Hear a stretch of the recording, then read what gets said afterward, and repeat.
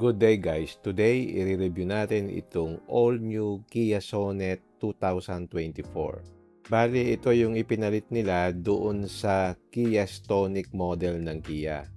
Itong Kia Sonet is yung entry ng Kia sa subcompact crossover segment. It competes with the likes of Toyota Race, which is competitor naman talaga niya. To me, it is considered a subcompact crossover, which is below nung mga Mitsubishi X-Force, yung Honda HR-V o kaya yung Kia Seltos. Nandun siya sa lower level nila. In terms of dimension, mas maliit talaga siya dan sa mga yon. And marami ang nagsasabi na ito daw Kia Sonet is value for money. Let's see if it's true. Medyo i-compare natin ito sa Toyota Race, since yun naman talaga ang direct competitor niya. So itong i-review natin is yung top of the line SX variant. Dito ipapakita ko rin yung mid variant na EX model, which luckily is meron ding display dito sa showroom. Okay, samahan nyo ako and let's take a look sa mga features and specs nitong Kia Sonet. Okay, let's start with the front fascia. Dito sa Kia Sonet, naroon pa rin yung tiger nose ng Kia, which is their design philosophy. Kaya kung titingnan mo, nagbibigay siya ng illusion na malapad siya. It's how Kia made the front end a little more upscale than its competitors. Kumbaga, kahit subcompact crossover siya, meron pa din siyang sense of premiumness, especially kung makita mo siya ng personal. At ang isang feature na nag-a-uplift ng itsura niya is yung LED headlights niya, with daytime running lights that wrap around the headlights.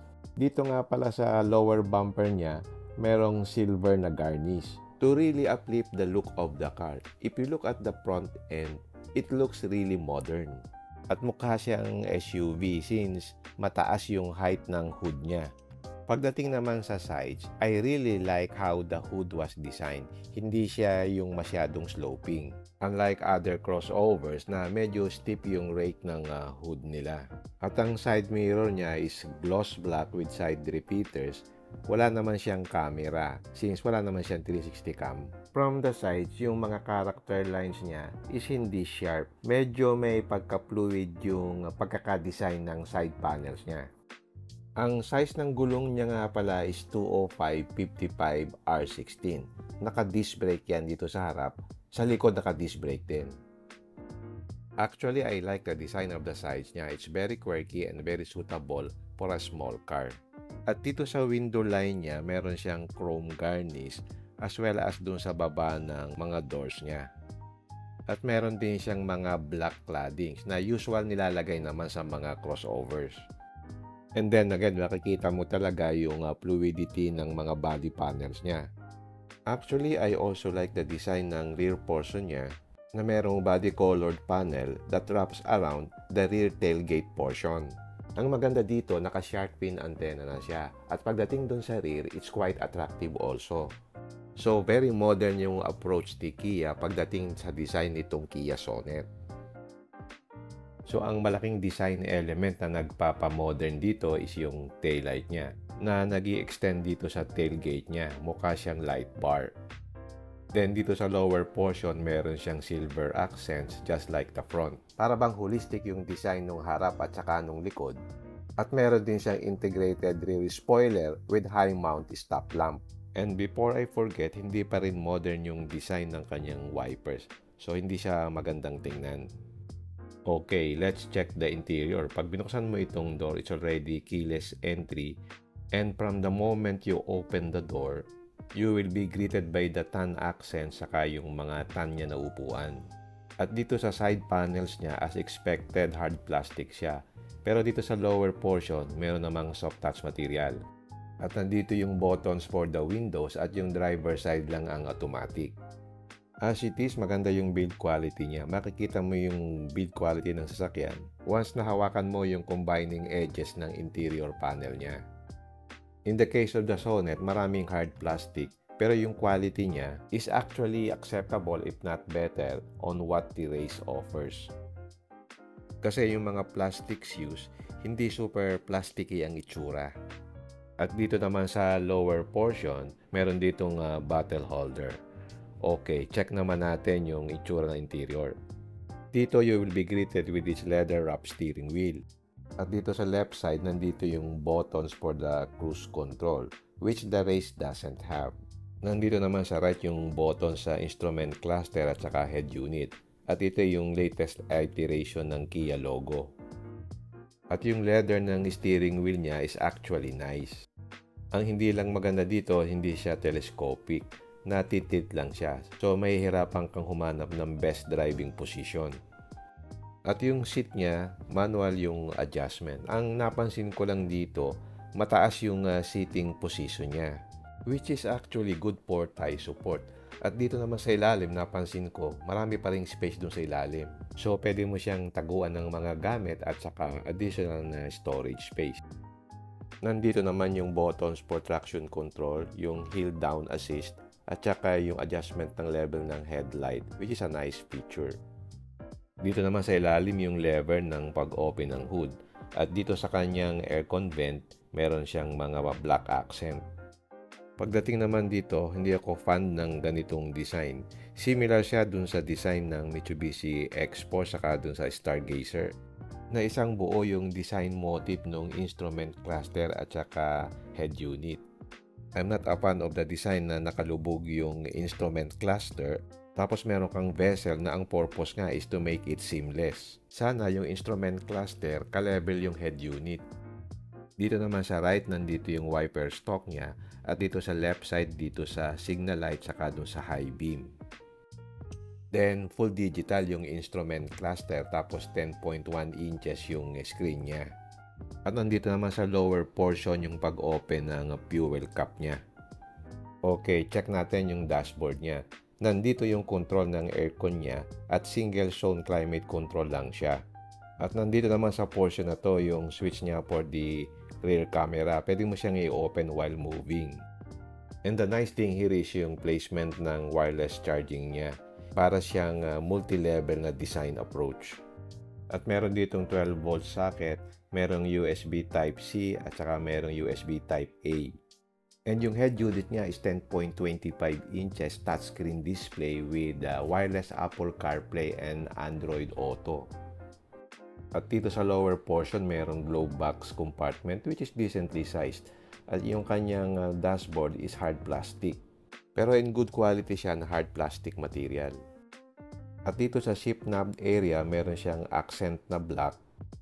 At nandito yung shift lever niya with sports mode. And at the same time, meron din siyang Tiptronic function for its IVT or CVT transmission. Manual pa rin yung kanyang handbrake. At dito, meron siyang lalagyan ng cellphone. Tapos may dalawang cup holders. At dito sa ilalim ng armrest, meron siyang compartment dito. Wala siyang charging port. Pero okay lang naman yung size niya. At ang isang nakakagulat dito, meron siyang sunroof. At its price point, magandang feature ito. And nandito naman yung switch niya for the sunroof. Yung interior lights niya is hindi LED. Pero meron din naman ditong lalagyan ng sunglass. At dito sa driver's side, meron siyang vanity mirror. Dito sa passenger side, meron ding vanity mirror. Normally kasi sa passenger side lang yan. Napansin ko rin hindi fix yung handle niya, which is actually nice. Pagdating sa interior, yung headroom niya is actually good kasi meron pa siyang sunroof. At yung ambience sa likod, it's actually nice for what it is. Malaking factor din yung beige or tan color ng seats niya, which elevates the interior feel of the Kia Sonet. And with the price you're paying for, I consider this above the average when it comes to quality and overall feel nung interior space niya. Very airy din yung ambience sa loob since malalaking yung mga windows niya. So visibility is not an issue here. Okay, let's take a look dun sa rear seats niya. Okay, pagdating dito sa rear panel niya, same material as the front pero padded pa rin itong armrest na to. Unlike dun sa race na naka-plastic na yan.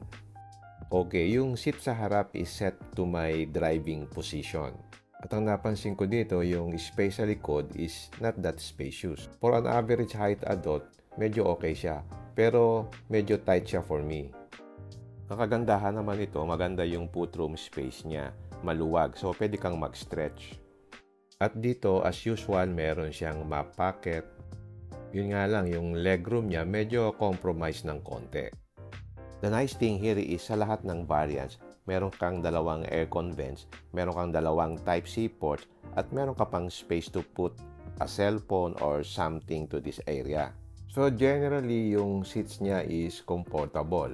Maganda rin yung angle ng kanyang backrest. Good support yan sa mga long trips. Anyway, nandito yung kanyang ilaw dito sa likod at meron din ditong grab handle. At dito meron din siyang center armrest na wala yung Toyota Race. At pag inopen mo siya, meron siyang dalawang cup holders. At dito sa middle passenger, meron din siyang headrest. At maganda rin yung placement ng seatbelt sa middle passenger. So overall, with its price range and size, okay na rin yung rear comfort since meron siyang center armrest, meron siyang aircon, maganda yung backrest, but medyo tight yung space for me. Pero anyway, for the most part, hindi naman claustrophobic yung feeling kasi malaki naman yung mga windows. Okay, check naman natin itong rear portion saka yung rear storage space niya. Adequate naman yung space for mga gamit dito kasi ang dalawang maleta. At sa ilalim nandito yung spare tire niya. At yung kanya nga palang seat na sa likod is 60-40 split. So, pwede mo siyang ibabang ganyan para lumaki yung storage space. So, pag na-i-fold mo yung dalawang seats dito sa likod, medyo flat na rin, although naka-elevate ng konti. Yung kasing sa lower variant, naka-bench type lang siya. But at least meron ditong function na pwede mo siyang ibaba. At dito nga para sa likod, meron din siyang ilaw. So, useful yan, especially sa gabi kung meron kang kukuhaning gamit. Okay, check naman natin yung engine. Yung engine niya is 1.5 liter, naturally aspirated, at saka 113 horsepower and 144 Newton meters of torque. Ang kagandahan nito, 4-cylinder siya. Unlike yung competitors nito like Race na naka 3 cylinders lang. So, mas balance pagka 4-cylinder as against 3-cylinder. So, mas smooth yung kanyang engine. At yun nga palang engine na to is the same engine na nakakabit doon sa Hyundai Creta at saka doon sa Hyundai Stargazer. This is a good performing engine and mated siya doon sa kanyang IVT na transmission. Yan yung pinaka-CVT ni Hyundai, which is actually a better performing CVT. So mamaya ite-test drive natin para ma-check. So ite-check natin yung mating ng engine at transmission kung maganda ba and how responsive the engine is. So first impression about this car, it's actually a good package for its price. Since when it comes to its features and quality, it's up there sa segment niya. Okay, check naman natin yung middle variant na EX. At first glance, hindi mo manonotice ang difference. Itong Kia Sonet EX is about 998,000 ang selling price. At dito, wala na yung two-tone color. Yung SX kasi naka black roof. Dito wala na rin yung chrome dito sa window line. At dito sa lower portion, wala na rin yung silver accent. But yung wheel design niya, pareho pa rin dun sa top of the line saka dun sa mid variant. Sa likod, wala namang naiba. Ang pinaka naiba lang is yung two-tone na roof. Dito sa EX, wala na siya. Even dito sa EX variant, naka-spoiler pa din siya at saka shark fin antenna at meron pa ding roof rail. At ang biggest change is dun sa interior niya. Yung door panels niya ay all plastics na. Wala nang mga soft touch materials. Yung seats niya ay fabric with white stitching design. At ito yung sinasabi ko na plastic na yung interior niya. At nawala na rin yung mga black accents dito sa interior niya. As well as yung full digital na instrument cluster. At yung head unit niya is iba na rin. Tapos yung kanyang aircon is manual na yung switch. So medyo old school yung itsura niya pagdating dito. So yung upuan niya sa likod naka-fabric na din, hindi na siya naka-leather. So ang kagandahan nito, even dito sa mid variant, meron pa rin ditong dalawang aircon vent. And then meron pa rin dalawang Type-C na USB port, which is quite generous for a middle variant. Okay, tapos na nating tingnan yung interior and exterior. Ngayon, subukan naman nating i-test drive kung okay ba siya.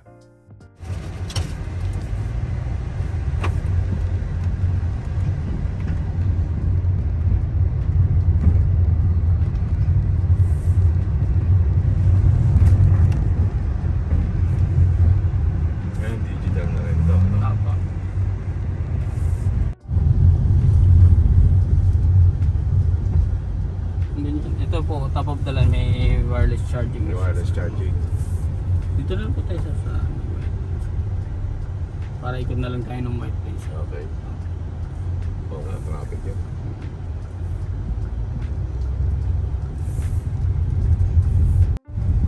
Ito lang medyo mataas, no?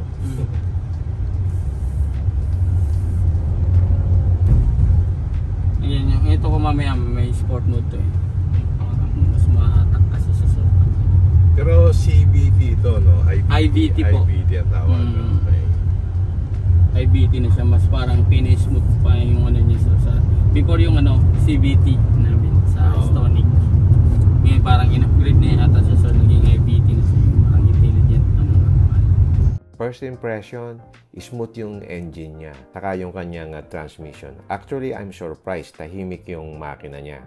Pag hindi mo tinapakan na bigla yung gas, hindi mo manonotice na CVT siya kasi tahimik nga yung engine niya. So, pag inapakan mo yung gas pedal niya na on the average lang, hindi mo maririnig yung drone kasi nga tahimik siya. Cruise control po. Cruise control, meron din. Meron po. May cruise control. Lane keeping assistance po, meron po siya. Okay. Meron na forward collisions avoidance. Yung parang pag may nadidetect kasi sa ng parang bagay or tao or aso, ano, pero may mapapansin pa ngayon na parang nag-engine brake siya. Okay. Pero yung cruise control niya hindi adaptive, no? Hindi po siya ano. Basta normal. Normal lang po. Naka-adaptive sa amin sa ano lang, sa Sorento sir. Yun lang. Tsaka yung sa Seltos. Pagdating sa suspension niya, it's on the average side. Hindi siya masyadong malambot, hindi naman siya matigas. So, well-controlled siya. Sunroof. Para saan to? Sa video po. Pero pag may ano naman to, may free dash cam naman yan sa yung sa rear po, automatic na po siya na naka-install galing po sa Korea. Pero parang, hindi siya namamatay? Hindi po. Basta pag inon mo? Ganyan lang po. Surprisingly, ang napansin ko dito is quiet yung cabin niya.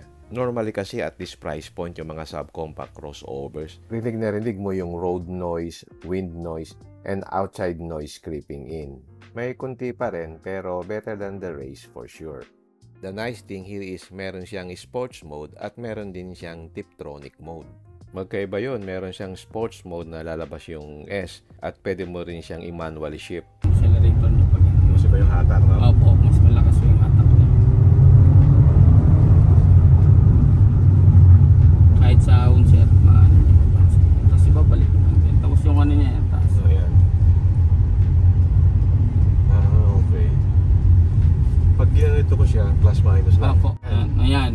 Parang sa manual. Parang third gear. Nakalagay 3 eh. Teka, ayun. Automatic na siya nagmanual yan. Ganyan. Okay. Ganyan. Parang yung mas matipid pa sa ganun. May manual. Ang kagandahan dito kahit CVT siya, meron siyang simulated gears. Pwede mo siyang i-manual mode pero wala siyang gears. Parang sinasimulate mo lang na nagsishift ka ng gear. Maging client nga ako na yan. Try nyo sa sport.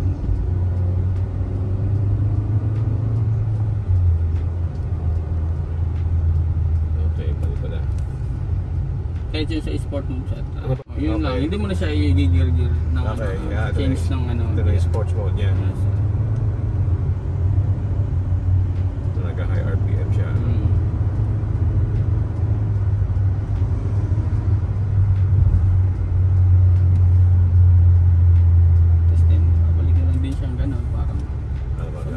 Drive lang siya. Automatic lang. Ang kagandahan dito, meron siyang sports mode, meron din siyang manual mode. Sa sports mode o yung S mode niya, hindi mo na kailangang mag-shift ng gear. Siya na yung mag-shift para sa'yo. So, hino-hold niya yung RPM sa higher rev range. So, very suitable ito sa mga overtaking situations. Especially kung dadalhin mo siya sa long drive. Ang kagandahan dito, pwede mo rin siyang i-manual mode. Kasi yung ibang CVT, wala siyang manual mode. Okay, let's talk about its engine performance. From the get-go, this is one of the most responsive CVTs that I have tried. Kasi responsive siya from the get-go. Hindi siya katulad ng ibang CVT na medyo matamlay, especially if you're coming from standstill. Mind you, the engine doesn't have a lot of power. Pero dahil sa smooth siya, hindi mo siya masyadong nararamdaman na parang underpowered. Kasi nga, napaka-smooth at tahimik yung engine niya. Kasi yung ibang kotse, wala na ngang power, ang ingay pa ng engine pag inaapakan mo yung silinyador. Which makes the experience unpleasant. Kumbaga parang hirap na hirap yung engine kapag pinakinggan mo. So dito, hindi ganun yung case. So ang engine niya is same dun sa Stargazer. Yung Stargazer 7-seater yon. So pag kinumpare mo dito na 5-seater lang, so in terms of power to weight ratio, so mas lamang itong Kia Sonet. Mas responsive siya at hindi siya ganun kahirap. Pagdating naman sa brakes niya, I actually like yung modulation ng brakes niya. Hindi ganun kalalim ang biting point niya, it's just in the middle. So hindi ka masyadong maninibago sa brake pedal feel niya. And surprisingly, nararamdaman ko dito sa sasakyan na ito is parang ang gaan niyang dalahin. Although on paper, pag tinignan mo yung specs ng engine niya, mahina pa rin talaga siya. Pero in real world, it's actually good and komportabling gamitin. Malaking factor din siguro yung transmission niya na IVT. So, thanks to Hyundai for creating the CVT that is responsive and at the same time has the flexibility of having that engagement pa rin. Since meron siyang sports mode and Tiptronic mode na wala sa ibang CVT. And another thing, for the price you're paying for the comfort, for the NVH, it's surprisingly good compared to its competitors like the Toyota Race. Yung Race talaga falls down pagdating sa kanyang NVH. As you increase the speed, you will experience yung road noise and saka yung wind noise. Pero dito, I think, pag tinakbo mo ito sa highway ng mabilis, I think meron pa ring konti. Pero it's marginally. Mas better ito than the Race for sure. Pagdating sa handling niya, okay naman siya. May konting lean pagdating sa corners, pero okay naman for the most part. So, ang purpose naman ng car na to is not for spirited driving. So, perfectly tuned yung driving dynamics niya for everyday use or city driving. But actually, pwede mo siyang i-long drive without compromising the comfort of your passengers. Okay, yun lang pagdating sa test drive nito. Generally, I'm very happy with the performance of the Sonet. And given its price point, it performs very well on the road, to be honest. Anyway, i-compare natin siya sa Toyota Race, which is I think the direct competitor niya as of now. At tamang-tama, pagdating dito sa Toyota, may nakita akong top-of-the-line Race Turbo na 1.0 with 3 cylinders. Maganda rin ang dating nitong Race. So, kung mahilig kang magbihis ng sasakyan, ito yung tamang-tama sa'yo. Since marami siyang aftermarket support pagdating sa accessories and modifications. Since Japanese brand siya, malaki yung flexibility for modifications. But where the Race falls down is in its build quality. As you can see here, merong exposed na screw at yung fit and finish sa loob hindi ganong kaganda. Mostly hard plastic siya at mas plasticky yung material na ginamit dito. At dito sa second row, wala siyang aircon vents and even yung charging point na meron yung Kia Sonet. And also, wala din siyang center armrest which is underwhelming. Dito, compared sa Sonet, mas ramdam mo dito sa Race yung pagka-cost cut. And even dito sa rear passenger, plastic na yung armrest unlike sa Sonet na soft touch. Pag sa design naman ng interior, maganda rin itong sa Race. Pero pag hinawakan mo yung mga parts niya, medyo marami talagang plastic at maraming mga exposed na mga screws. This is actually a Daihatsu, so expect mo yung quality niya is ganito. But I'm not saying that Race is a bad car. But comparing it with the Kia Sonet, I think for its price point, mas maganda yung features ng Kia Sonet at saka yung kanyang mga materials na ginamit. But ang advantage naman ni Race yung kanyang after-sales service since superior sila doon palagi. Okay, let's get back to the Sonet. Ano ba yung mga features niya at saka yung mga advanced driving features niya? Meron siyang cruise control, lane keeping assist, lane following assist, forward collision avoidance assist. Meron din siyang downhill brake control, high beam assist, driver attention warning, electronic stability control, saka yung hill start assist control. Standard din sa kanya yung rear camera display, parking distance warning, anti-theft system, ISOPIC child anchor, saka yung child lock. Punta naman tayo sa pros and cons. Number 1 is yung features niya talaga. For the price you're paying for, you really get a lot. Even yung mid variant saka lower variant niya, maraming mga features na ni-retain ni Kia, which is generous of them. Merong aircon vents saka yung charging points, and even yung wireless Apple CarPlay and Android Auto. Also yung rear disc brakes, ni-retain nila yan even doon sa lower variants. Mind you, even the race top of the line variant doesn't have disc brake. Naka-drum brake lang siya. And mind you, meron pa siyang remote engine start dito sa top of the line variant. Another positive thing for Kia Sonet is yung kanyang powertrain. I'm not actually a fan of CVTs, but I think this is one of the more good performing CVTs out there. Kasi kahit papaano, nandun pa rin yung sense of engagement pagdating sa owner. And hindi ganun ka-prominent yung rubber band effect, since very smooth nga yung experience. Another positive thing is yung comfort niya. Yung suspension niya is hindi too soft, hindi rin naman too stiff. So maganda yung tuning niya based on my test drive. Pero mind you, pagdating sa malalaking lubak, syempre ramdam mo pa rin. Pero for the most part, comfortable na siya para sa akin. And another positive thing is yung kanyang NVH. So for this subcompact crossover, hindi nila talaga strong point ito. Unless pumunta ka sa mga Chinese brands such as yung GS3M Zoom. So kung ayaw mong mag-Chinese at namimili ka between the Sonet and the Race, mas better talaga ang NVH nito. And another thing is yung maneuverability. So since compact yung size niya, madali siyang i-maneuver at madali din siyang i-park. So for me, it's a good entry-level car. And another thing is yung Kia na brand. Malayo na rin ang narating ng Kia pagdating sa reliability.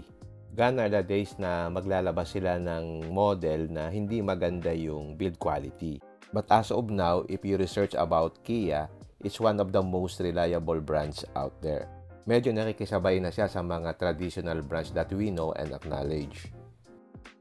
And lastly, yung warranty ni Kia. Meron siyang 5 years warranty or 160,000 kilometers, whichever comes first. So, mas better siya than Japanese brands na usually 3 years lang ang warranty. So, sulit talaga siya. Okay, punta naman tayo sa mga negatives. For me, ang isang negative dito is yung rear second row space. For me, medyo masikip siya. But not to the point na it's uncomfortable. And another negative thing is yung driving position niya. Since hindi telescopic yung kanyang steering wheel, medyo mahirap hanapin yung perfect driving position.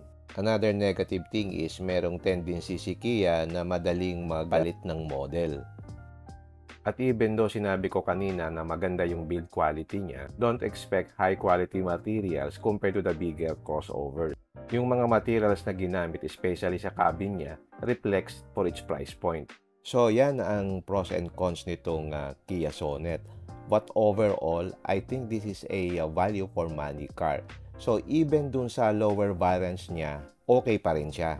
I think itong Kia Sonet will sell very well in the Philippine market. If you look at the selling price, the entry level na manual transmission is 758,000 and the top of the line is 1,158,000. So very attractive yung pricing niya. Pagdating naman sa parts, siguro available naman siya kasi marami namang dealerships na ang Kia. And at the same time, yung Kia and Hyundai shares the same parts. Especially dito sa Sonet na makikita mo rin ang engine nito sa Hyundai Stargazer at saka sa Creta. So yung parts availability in the future wouldn't be an issue either. So itong Kia Sonet, suitable ito sa mga single person or even yung small family. Magandang entry-level car ito. At ang ganda pa rin ng kanyang ground clearance kasi 205mm siya.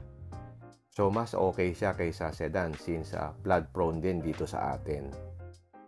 So if you need a car that has many features, priced right, and with an acceptable driving dynamics, then Sonet is a good choice. Okay, hanggang dito na lang. I hope I have given you some insights about this Kia Sonet 2024. If you like this video, don't forget to like, share, and subscribe. Until next time, see you again in my next vlog. Bye!